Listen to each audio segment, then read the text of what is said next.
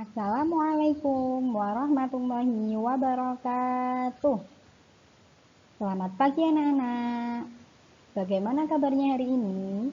Semoga selalu sehat-sehat semuanya ya. Amin. Dan tetap semangat walaupun di masa pandemi.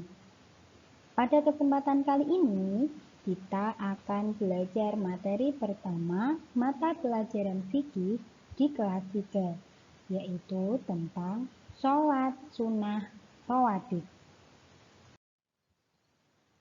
Pada kesempatan kali ini, kompetensi dasar materi yang akan kita pelajari yaitu materi memahami ketentuan sholat rawatib.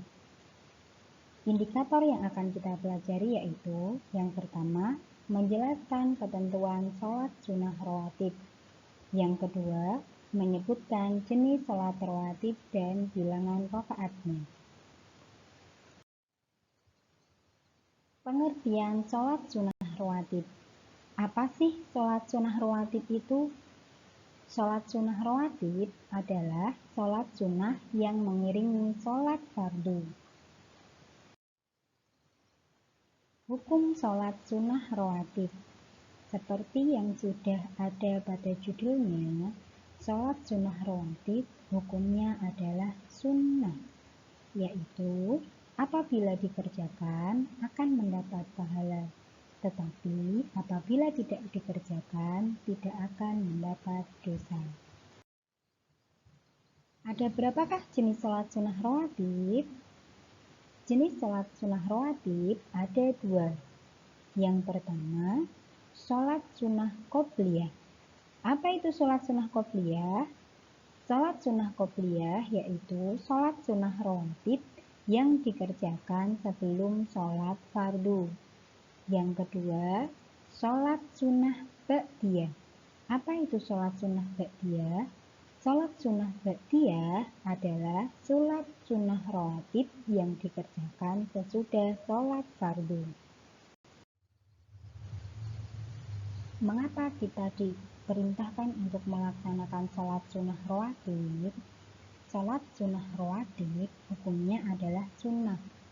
Jadi ketika tidak dikerjakan pun tidak akan mendapatkan dosa.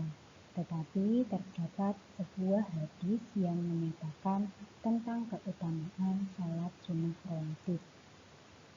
2 rakaat fajar atau sholat sunnah yang dikerjakan sebelum subuh itu lebih baik daripada dunia seisinya. Dari hadis tersebut kita tahu bahwa sholat sunnah rawatib itu lebih baik daripada dunia seisinya. Padahal dunia seisinya ini sudah sangat luar biasa, namun sholat sunnah sebelum subuh itu lebih baik daripada dunia seisinya. Hadis tersebut diriwayatkan oleh Muslim. Sholat sunnah rawatib terdapat 2 macam. Yang pertama yaitu sholat sunnah mu'akkad. Sholat sunnah rawatib mu'akkad adalah sholat sunnah yang sangat dianjurkan untuk dikerjakan. Mengapa? Karena sholat sunnah rawatib ini yang sering dilaksanakan oleh Nabi Muhammad SAW. Apa saja itu? Yang pertama, 2 rakaat sebelum zuhur. Yang kedua, 2 rakaat sesudah zuhur. Kemudian 2 rakaat sesudah maghrib, 2 rakaat sesudah isya, dan 2 rakaat sebelum subuh. Yang kedua yaitu sholat sunnah ghairu mu'akkad. Apakah ini sholat tidak dianjurkan Ustazah? Bukan berarti tidak dianjurkan, tetapi yang sunnah mu'akkad lebih dianjurkan untuk dikerjakan. Untuk sholat sunnah ghairu mu'akkad, yang pertama yaitu 4 rakaat sebelum zuhur. Tadi sudah disebutkan bahwa 2 rakaat sebelum zuhur termasuk sholat sunnah mu'akkad. Nah, sunnahnya sholat rawatib sebelum zuhur itu ada 4 rakaat.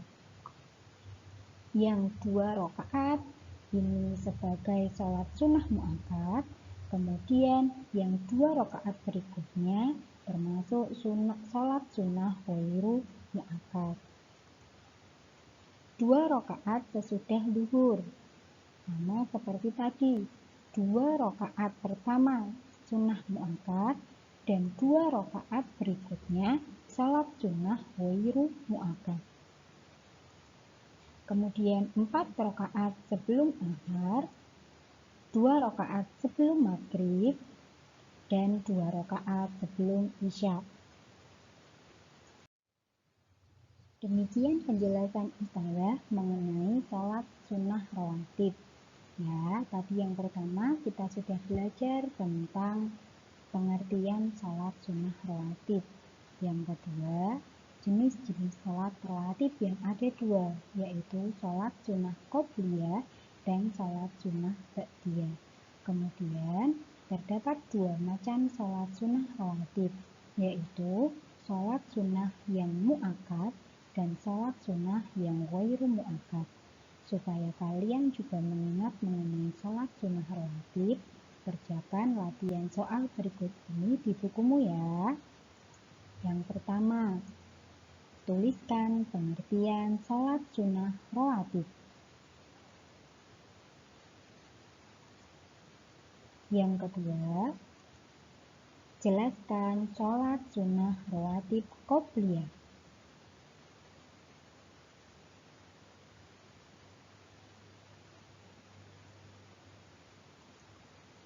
Yang ketiga, sebutkan 3 sholat sunnah mu'akkad.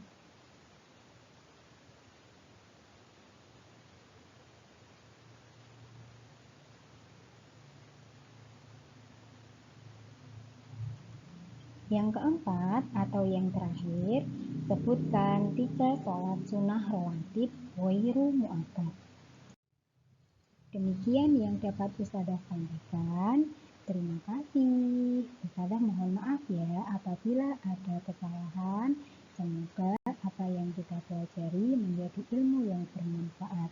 Amin. Terima kasih. Ustazah mohon maaf apabila ada salah.